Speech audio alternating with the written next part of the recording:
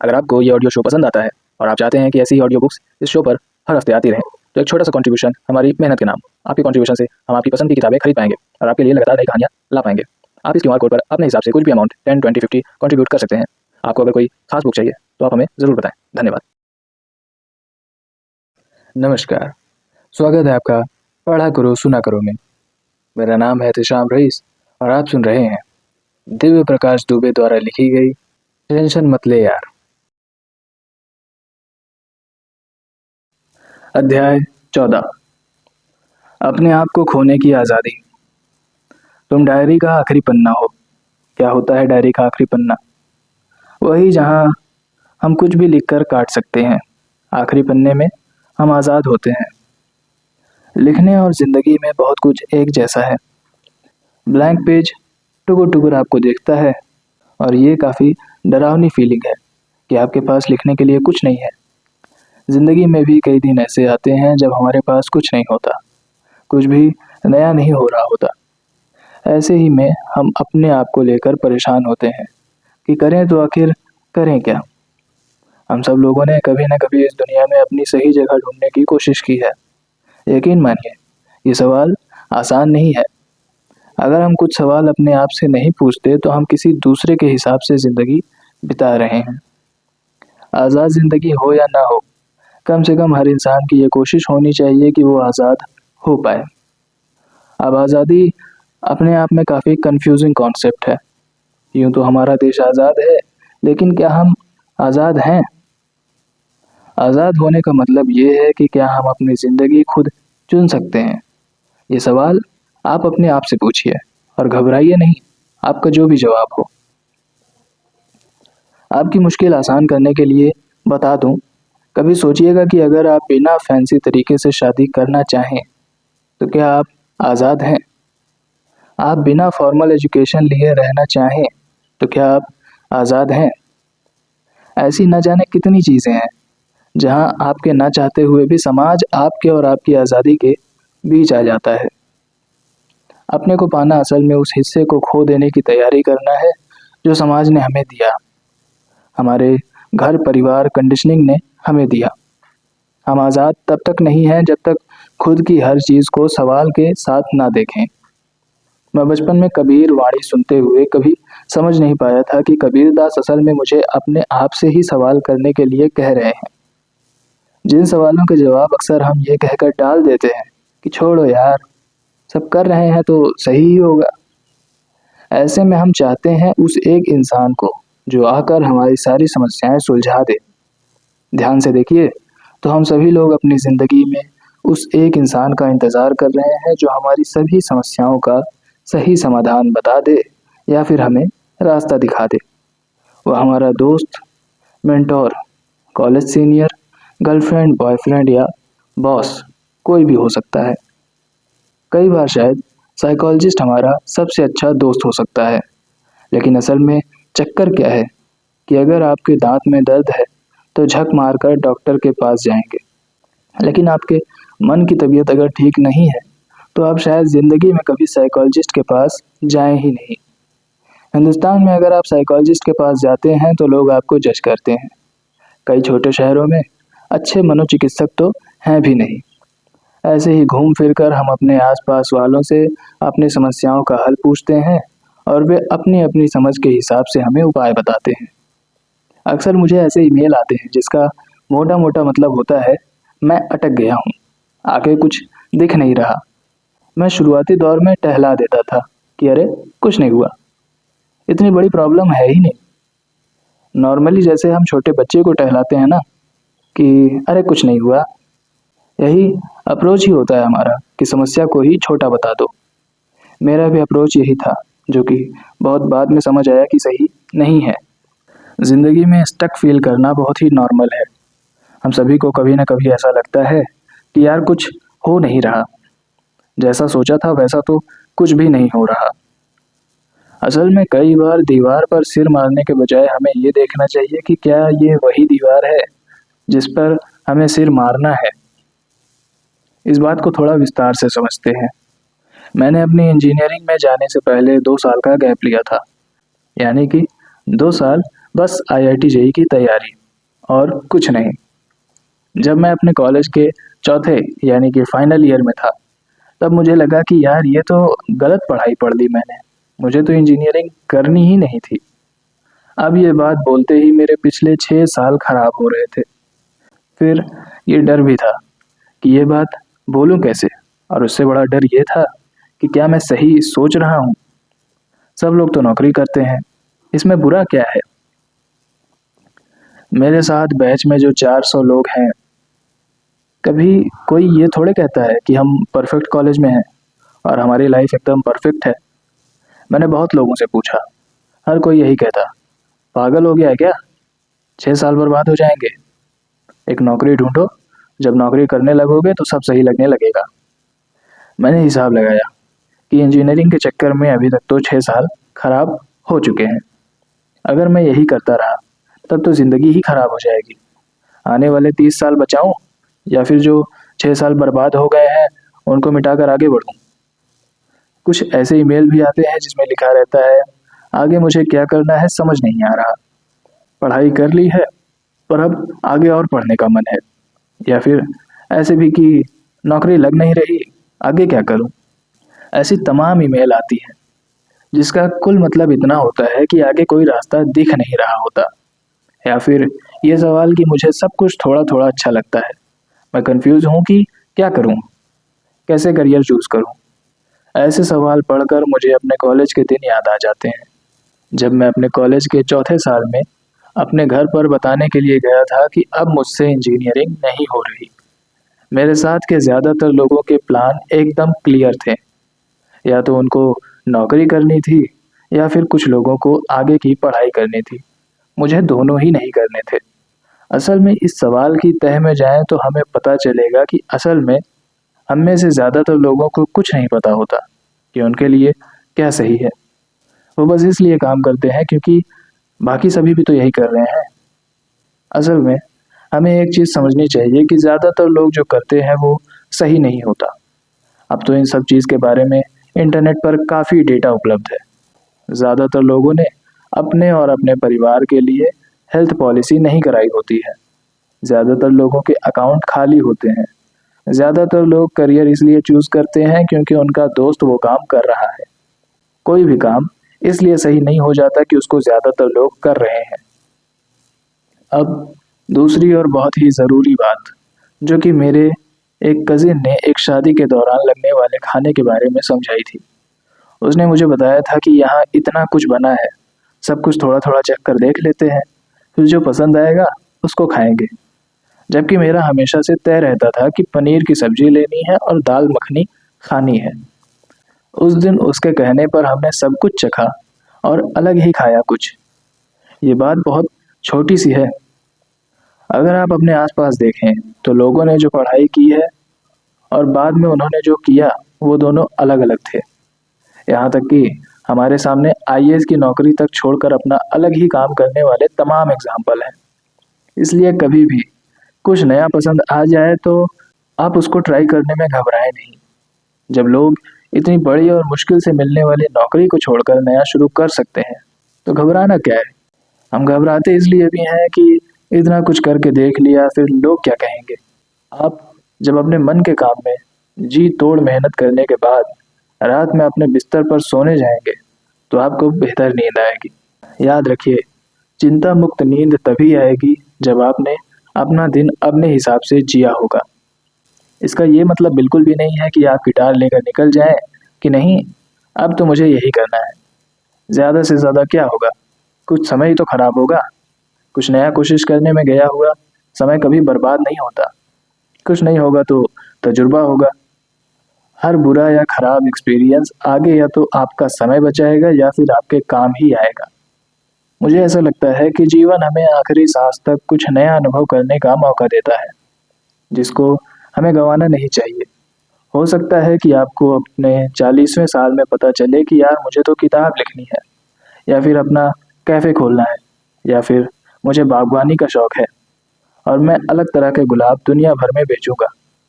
मैंने भी लगभग 38 साल की उम्र में सोचा कि यार बहुत हो गई नौकरी। ये वो उम्र थी जब नौकरी छोड़ना और मुश्किल होता जाता है। खासकर तब जब आपका करियर अच्छा चल रहा हो। मैं बनारस में पैदा हुआ। मेरी दादी एक कहावत दोहराती थी कि आदमी दो बार पैदा होता है, एक बार जिस दिन वो पैदा होता है और दूसरी बार तब जब वो जान लेता है कि वो पैदा ही क्यों हुआ था। दूसरी बार कोई 20 साल में भी पैदा हो सकता है और कोई दूसरी बार पैदा हुए बिना ही मर जाता है। आपके हाथ में है कि आपको पैदा होना है कि नहीं। मेरे एक मेंटोर ने एक चीज़ सुनाई थी जो मुझे बहुत काम आई, शायद आपके कुछ काम आए। उसने बताया था कि जो भी 3 चीज़ें सबसे ज़्यादा पसंद आ रही हो उसको एक सफ़ेद कागज़ पर लिखो, उसके आगे एक टाइमलाइन बनाओ और सोचो कि इस फील्ड में आगे अगले 15-20 साल अगर तुम रहे तो पहले से जो लोग भी इस फील्ड में हैं उन्होंने क्या क्या किया है। अब तो इंटरनेट होने से किसी भी फील्ड के लोगों तक पहुंचना बहुत आसान है। याद रखना, कोई भी फील्ड इसलिए कभी चूज़ मत करना कि वो बहुत ग्लैमरस है। तुम ये देखना कि अगर तुम वहाँ पर असफल रहे तो कितने साल स्ट्रगल कर सकते हो। मुंबई में अक्सर मुझे ऐसे एक्टर राइटर मिलते हैं जो कहते हैं कि मैंने अपने आप को 2 साल का समय दिया है। जीवन में कुछ भी वर्थ वाइल करने के लिए 2 साल बहुत कम है। आप अगर किसी भी फील्ड में अगले 10 साल रिजेक्शन झेल सकते हैं तो वो फील्ड एक दिन दोनों हाथ फैलाकर स्वागत करेगी। शायद सबके साथ ना भी हो, पर 1-2 साल 3 साल का समय देना मेरे हिसाब से कोई बहुत अच्छी स्ट्रेटजी नहीं है। डीप डाउन हमें पता होता है कि हम अपने आप को धोखा दे रहे हैं कि नहीं। पूरी दुनिया को धोखा देकर तुम्हें नींद आ जाएगी, पर खुद को कहाँ ले जाकर रखोगे। हमारे आसपास ज़्यादातर लोग खुद को धोखा दे रहे हैं। उम्मीद है कि तुम खुद को इस चालाकी से बचा कर रखोगे। धोखा देने वाले लोग सफल दिख सकते हैं, लेकिन सही मायनों में वो होते नहीं हैं। तुम घबराओ नहीं, इस रास्ते पर तुमसे पहले भी कई लोग ठीक तुम्हारे जैसे ही परेशान हुए हैं। एक दिन रास्ता बन जाएगा या फिर तुम्हें दिखने लगेगा। बस थोड़ा सा धीरज रखना और उस पन्ने को पलट कर देखते रहना जिसमें तुमने लिखा था कि तुम्हें जाना कहाँ है। हम सबको पता होता है कि हमें जाना कहाँ है, बस कुछ रास्ते साफ नहीं होते। समय धीरे धीरे रास्ते साफ कर देता है। हो सकता है सबसे उजाले वाला रास्ता सबसे पहले पड़े, लेकिन याद रहे, सबसे उजाले वाले गलत रास्ते से बेहतर है छोटी सी लालटेन वाला ऊबड़ खाबड़ अंधेरे वाला रास्ता। मेरे पास ऐसे डायरेक्ट बने बनाए और रटे रटाए जवाब नहीं है, बल्कि मेरे जवाब मुश्किल खड़ी कर सकते हैं। सही सवाल अपने आप में आधा सही जवाब लिए हुए होते हैं। हर सवाल खुद ये बताता है कि उसका एक सही जवाब है। तुम रास्ता मत खोजो, ये सोचो कि कौन से रास्ते में तुम्हें मजा आने वाला है। फिर चाहे थोड़े दिन गलत रास्ते पर ही क्यों ना चलना पड़े। हर गलत रास्ता कहीं ना कहीं आगे या पीछे जाकर सही रास्ते से मिलता है। देर और दूरी बस मन के वहम है। हर साल मैं देखता हूँ रिजल्ट आते हुए और अपने उस वर्जन को सोचता हूँ जिसका सबसे बड़ा सपना यही था कि किसी तरह से उसका नाम यूपी बोर्ड की टॉपर की लिस्ट में आ जाए।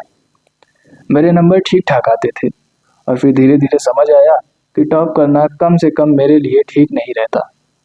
इसी उधेड़बुन में कभी अपने क्लास 12 वाले दिव्य प्रकाश के लिए लिखा था, जो अपना 64% का रिजल्ट देखकर बहुत परेशान हुआ था।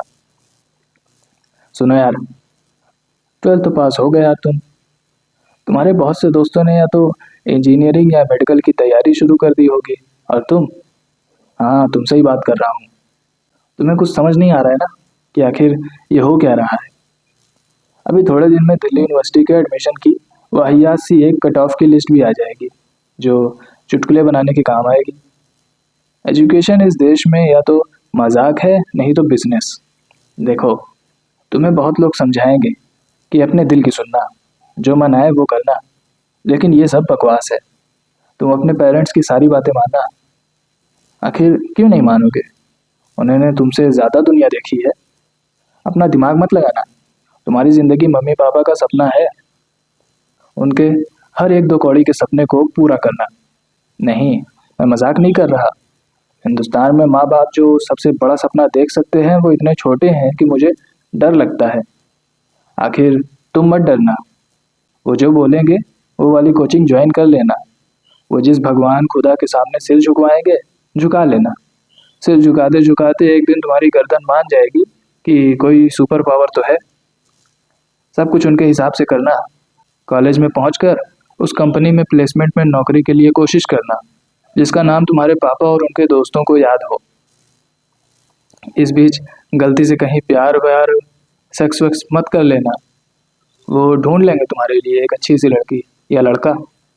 फिर जहाँ नौकरी मिले वहाँ बॉस को खुश रखना। हर साल इंक्रीमेंट के लिए काम करना।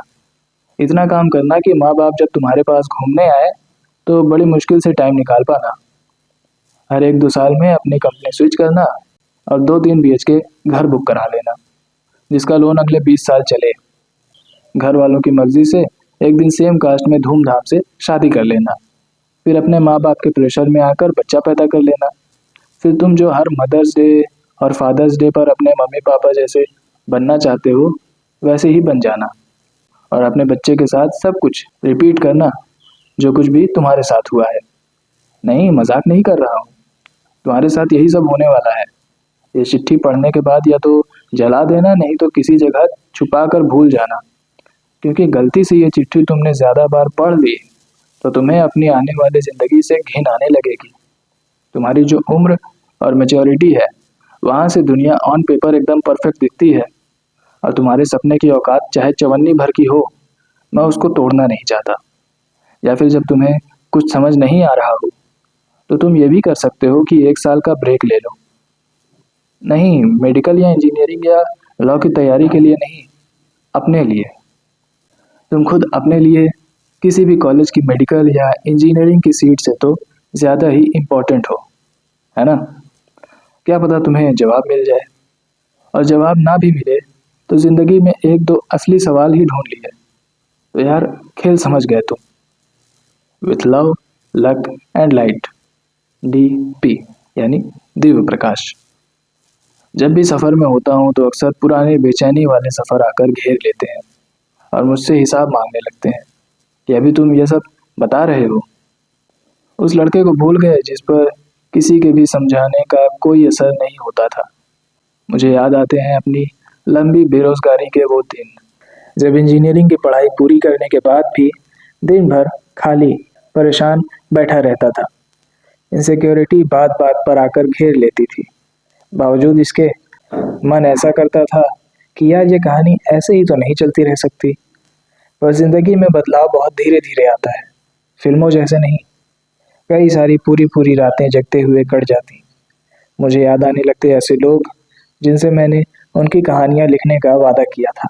शायद कोई छिटका हुआ स्पर्श आकर मुझे सहलाकर गुम हुआ वादा याद दिलाता है कि क्या तुम इस लायक हो गए हो दिव्य प्रकाश कि हमारी कहानी लिख पाओ। कुछ ही पल में लिखी हुई 7 किताबें मिट जाती हैं। लिखे हुए सब शब्द हवा में उड़ने लगते हैं। मैं बेचैनी में टहलता हुआ वो लड़का होता हूँ जिसको पता नहीं है कि उसे लाइफ में करना क्या है। मेरे बाएं कंधे के पास एक धीमी आवाज़ सुनाई पड़ती है। मुझको पता है कि तुम एक दिन किताब लिखोगे, बस उसमें मेरा असली नाम मत लिखना। बाहर अंदर सब तरफ अफरा तफरी मच जाती है। मेरा सपना टूटता है और मैं उठता हूँ तो लगता है कि ये कौन लड़का है जो या तो लिख रहा होता है या फिर हमेशा लिखने के बारे में सोच रहा होता है। कहानियाँ आती हैं और छू कर निकल जाती हैं और कुछ कहानियाँ आकर ठहर जाती हैं। सपना सच होने लगता है और सच सपना। इस सच और सपने की गुत्थम गुत्थी में मुझे मिल जाती हैं वो कहानियाँ जो रख कर कहीं भूल चुका था। असल में लोगों के बहाने अपनी ही कहानी कहने की नाकाम कोशिश में ही तो हूँ मैं। कोई अपने जैसा मिलता है तो उसको बड़े विश्वास से समझा देता हूँ कि एक दिन सुबह तुम घर से निकलोगे और ऑफिस का रास्ता भूल जाओगे। तुम अपने मोबाइल की कॉन्टैक्ट लिस्ट खंगालते हुए थक जाओगे और आखिर में उस नंबर पर पहुंचोगे जो कि बंद हो चुका होगा। तुम जो कॉन्टैक्ट नंबर और नाम ढूंढ रहे हो वो है असल में तुम्हारा खुद का ही वही एक बात जो घूम फिर कर हर कहानी में जगह बना लेती है कि तुम पहचानो अपने आप को। किससे भाग रहे हो? भागो मत, ठहर जाओ। नहीं भागोगे तो ऐसा कुछ खोएगा नहीं। ठहर कर देखो, जो तुम्हारे हिस्से का है वो मिल कर रहेगा। एक दिन तुमको कोई ना कोई ऐसा मिलेगा जो तुम्हारी आत्मा को समझेगा। एक दिन कोई ऐसा मिलेगा जो तुम्हारे घाव सहलाएगा। ऐसी ना जाने कितनी अच्छी सुनाई पड़ने वाली बातें किसी रील में अच्छे बैकग्राउंड म्यूजिक के साथ सुनो तो शायद ठीक लग सकती है। असल में तुम्हें ऐसा कोई तब तक नहीं मिलेगा जब तक तुम खुद से नहीं मिलते। खुद से मिलने वाली बात पर फिर कोई रील बना देगा और फिर भी तुम्हें कोई ऐसा नहीं मिलेगा जिसको तुम अपना सको। तुम थक हार कर जब एकदम उम्मीद छोड़ दोगे तब शायद कोई तुम्हारी जैसा नकली मोटिवेशनल हंसी खुशी का मारा हुआ तुम्हें मिले। जब तुमने खिड़की दरवाजे बंद करके किसी दूसरे को ढूंढना बंद कर दिया होगा, वो दरवाजे में चाबी वाली जगह से आए या फिर अलमारी में रखे अखबार की तह के नीचे रखे किसी भूले हुए कागज में अपने आप को जिंदा कर लेगा। वो आएगा, जवाब आएगा एक दिन, जैसे बेमौसम बरसात आती है, जैसे मिलता है अचानक किसी जेब में रखा हुआ नोट।